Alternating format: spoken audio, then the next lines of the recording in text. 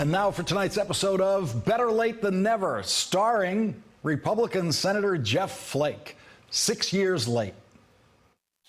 I wish that we as a party would have stood up, for example, when the birtherism thing was going along. A lot of people did stand up, but not enough. Did you do enough? That was particularly ugly. I'm just curious, do you? On that, I think I did.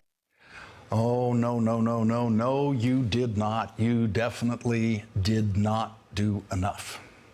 The first time we can find Jeff Flake saying something negative about Donald Trump's lies about Barack Obama's birth was in June of last year, after Donald Trump had already locked up the Republican presidential nomination. And what Jeff Flake said then was not exactly a condemnation. He said, quote, "He has said he's an unapologetic birther. I don't know how anybody, seriously, any right-thinking person who can still believe that canard, but I think he knows a lot of Republicans believe it, and he's willing to pander to them."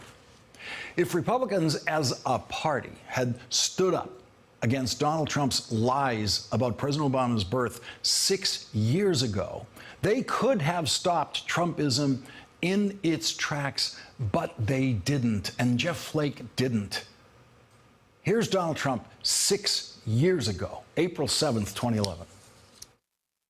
He may not have been born in this country. And I'll tell you what, 3 weeks ago, I thought he was born in this country. Right now, I have some real doubts. I have people that actually have been studying it, and they cannot believe what they're finding. You have people now down there searching, I mean, in Hawaii? Absolutely, and they cannot believe what they're finding.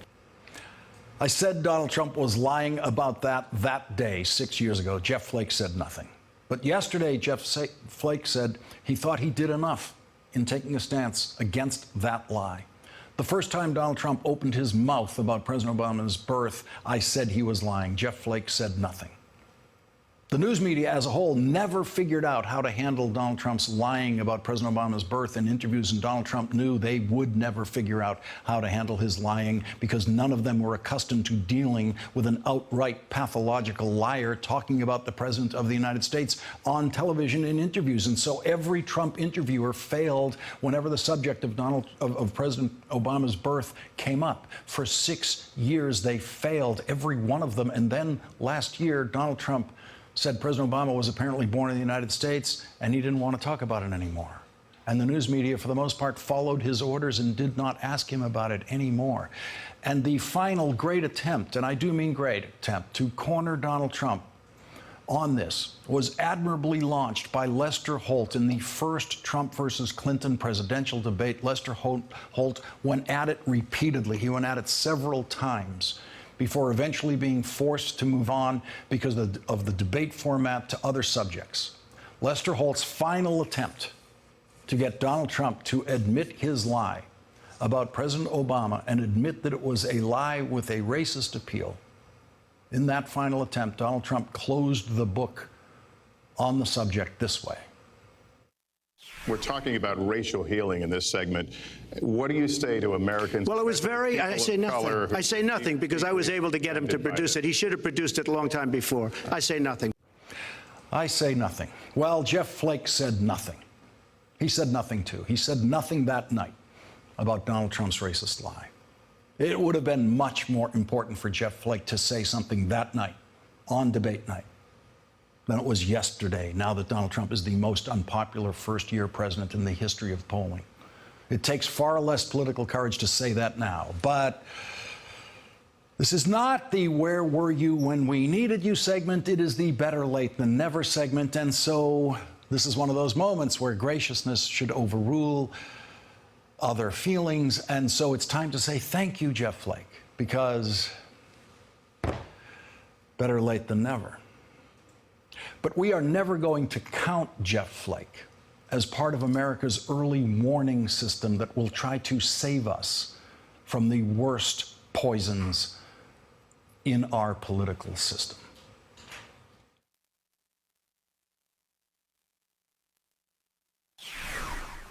During rallies, when the chants lock her up, we shouldn't be the party for jailing your political opponents.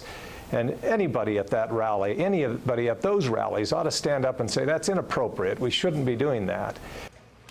Joining our Better Late Than Never discussion, Jonathan Capehart, an opinion writer for The Washington Post and an MSNBC contributor. Also with us, David Jolly, former Republican congressman from Florida. And Jonathan, Jeff Flake it's better late than never, I guess. Right. He's opposed to the lock her up chance. Good to know now. Right. And he thinks the attacks on President Obama's birth was something that maybe Republicans should have stood in the way of. Yeah, better late than never. And I think you raised a very good point in your excellent summation before we came back. You know, in his new book, Devil's Bargain, Josh Green writes that the lesson that Trump learned from that whole racist birther lie that he perpetuated for years, for months and for 5 years before the campaign. Right. Yeah. The thing that he learned, the number one lesson that he learned from that was that there was no price to pay for saying something so outrageous, so racist about the sitting president of the United States. And as a result, we saw him go out and actually run for president and slander his fellow opponents.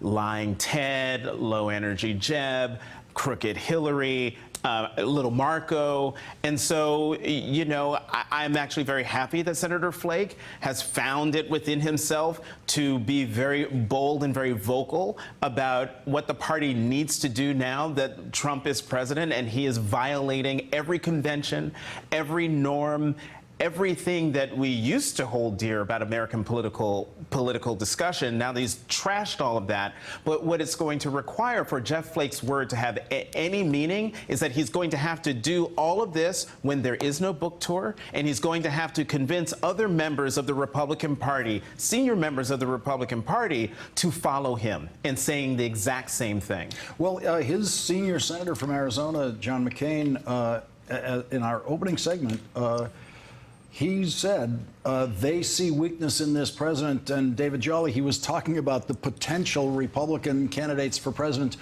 who might run in the next election, whether Donald Trump runs or not. Sure. Look, we know this president is historically weak, but Jonathan's exactly right. What Trump proved with birtherism was there was no price to pay for spouting that type of rhetoric, and that is why it was one of the very dark chapters in Republican history, not just modern history, but all of Republican history. We're living it today, though, when you see Gingrich take on Mueller, a law and order man, when you see the likes of Laura Ingraham take on McMaster, a 3-star Purple Heart, Silver Star active duty soldier. But Lawrence, there's something else going on here with Donald Trump, and it's this. If Bill Clinton felt your pain, Donald Trump felt your anger, but Bill Clinton took that economic populism to bring people together, to bring the country together, to build empowerment policies for people. Donald Trump turned it into a cultural populism that divided the country, and it was reflected in the very beginnings of birtherism that he was the architect of. And Jonathan, one of the things we're seeing in this Pence for President campaign, and he is running. I mean, it might not be in the next one, but it'll be in the one after that. He's a more disciplined person, and running for president does require a certain discipline. At least it had until the last campaign. Right. So he's working in a very disciplined way on fundraising, actually raising more money than Donald Trump is raising, and it would make sense that he do that even if it was in support of the Trump-Pence ticket. Right. Discipline is the exact right word about Mike Pence. He comes from the world of politics. Unlike the boss, unlike President Trump, Mike Pence came from the House. He was governor of Indiana. He actually believes in the conservatism that he talks about. And so he's very steadied, very measured, and I think in a lot of ways, a lot more dangerous for people, particularly people at home. I think for people who are concerned about the United States standing in the world and whether, you know, we're a tweet away from bombing North Korea, you don't have that worry with Mike Pence. You have that worry with Mike Pence at home. And so if you know that the guy who's at the top of the ticket is a little unstable and that you might be called in to jump in, what do you do if you are a conservative from Indiana who comes from the world of politics and has always been about being ready? You get ready. Yeah, David, what's your reaction to that, the possibility of Mike Pence moving out and going for the top position? Look, you nailed it at the very top of the hour. He's running. There's no question. He's a vice president. He's still young. He's either running in 20 or 24. But let's not overlook the fact that Mike Pence is tainted by all things Donald Trump. Every time he stands up and says it's his high honor to introduce the President of the United States, that means he is supporting the President of the United States. And I would say this, there's going to be a lot more people than Mike Pence running for president. You're going to see a lot of Republican politicians at University of Iowa football games this fall and next fall. No question about it. Hey there, I'm Chris Hayes from MSNBC. Thanks for watching MSNBC on YouTube. If you want to keep up to date with the videos we're putting out, you can click subscribe just below me or click over on this list to see lots of other great videos.